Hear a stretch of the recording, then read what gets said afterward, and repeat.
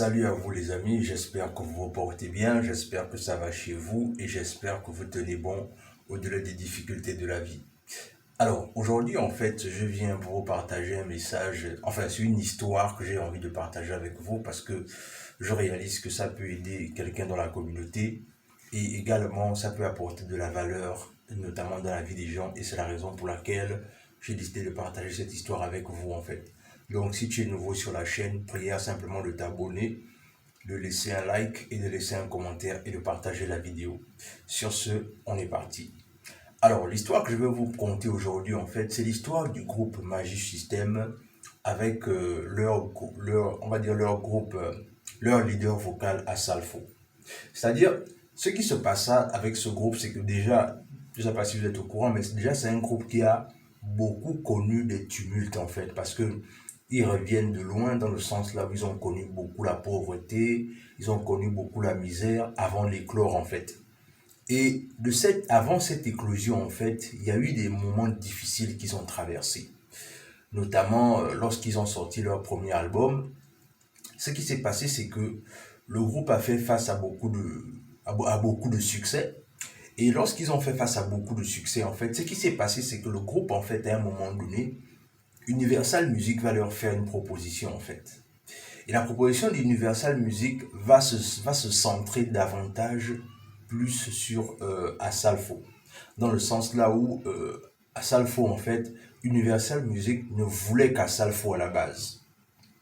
Et conscient du fait que Universal Music ne voulait qu'Asalfo à la base, il y a quelque chose de surprenant qui va se passer. C'est que au cours d'une interview, les propriétaires d'Universal Music ce qu'ils vont faire, c'est qu'ils vont appeler Asalfo dans le bureau, ils vont laisser les autres membres du groupe, et ils vont appeler Asalfo pour qu'Asalfo, en fait, parle avec eux, en fait.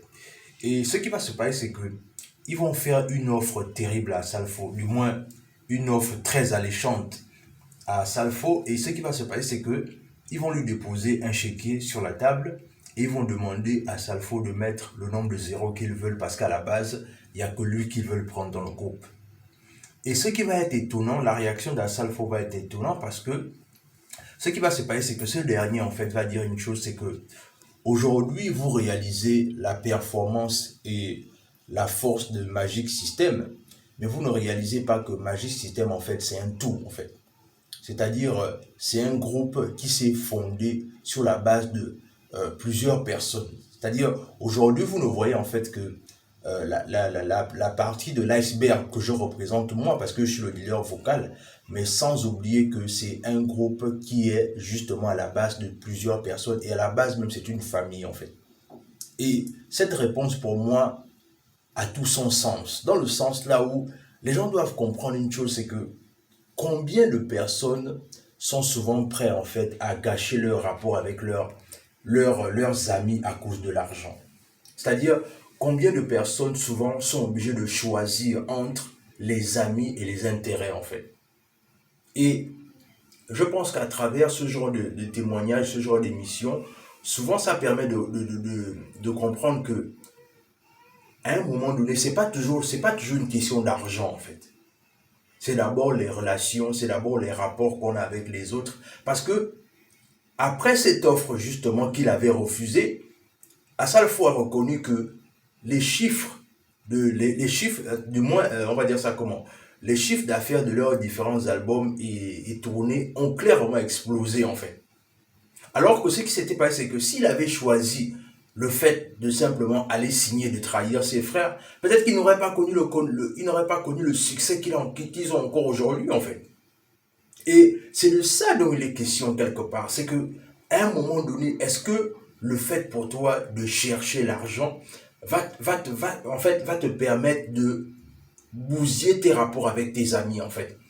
C'est-à-dire, est-ce que le fait de vouloir tellement l'argent va te permettre de faire en sorte que maintenant, ta famille, tes amis passent au second plan, en fait, ou du moins, les gens qui t'ont permis d'atteindre ce que tu atteins aujourd'hui, tu vas les mettre au second plan, en fait. Et c'est ce genre de questions-là qu'il faut se poser clairement, c'est que à un moment donné, l'argent n'est qu'une destination. Avoir beaucoup d'argent n'est qu'une destination. Mais ce qui compte, c'est que une fois que je commence à avoir cet argent-là, qu'est-ce que je deviens? Comment est-ce que je gère mes rapports avec les autres? Est-ce que l'argent va faire en sorte que je commence à marcher sur les autres, je commence à vilipender les autres parce que j'ai un peu d'argent? Ou est-ce que l'argent va me permettre clairement d'améliorer ma vie et d'améliorer la vie des autres autour de moi? Je pense que quand on cherche l'argent, c'est toujours ce genre de questions qu'on doit se poser pour que l'argent ne finisse pas par nous transformer en fait. Et c'est le véritable problème dans notre communauté, c'est qu'à un moment donné, ou encore dans notre communauté, de toutes les façons, la communauté, on va dire, l'être humain en général est tellement changeant quand il commence à gagner un peu d'argent. Et je voulais vraiment marteler euh, cette histoire-là pour que vous compreniez combien de fois l'argent peut être quelqu'un qui va faire en sorte qu'on améliore la vie des gens, ou aussi l'argent peut être aussi ce facteur-là qui va faire en sorte qu'on détruit la vie des gens. Le plus important, c'est que tu dois te poser la question de savoir, lorsque tu recherches l'argent, lorsque tu veux apporter de la valeur dans la vie des gens, est-ce que tu es conduit par l'argent ou est-ce que tu te dis que ce qui t'importe d'abord, c'est l'impact. Et je pense que clairement, dans le long terme, il faut chercher d'abord l'impact. Parce que l'argent, on peut le trouver à n'importe quel coin de la rue. C'est-à-dire, je prends un exemple simple. Si tu vas travailler dans un McDonald's, tu vas trouver l'argent. C'est-à-dire, même si tu es en Afrique, tu fais un petit bricole, tu vas trouver une petite bricole, tu vas trouver l'argent.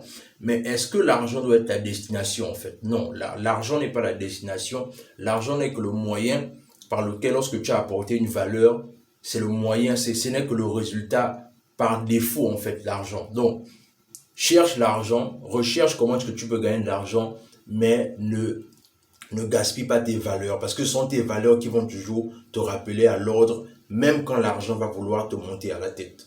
Dans tous les cas, dis-moi ce que tu penses de cette histoire d'Assalfo et du groupe Magic System. Partage la vidéo autour de toi, laisse un like, laisse un commentaire, abonne-toi à la chaîne, et sur ce, on se dit à la prochaine.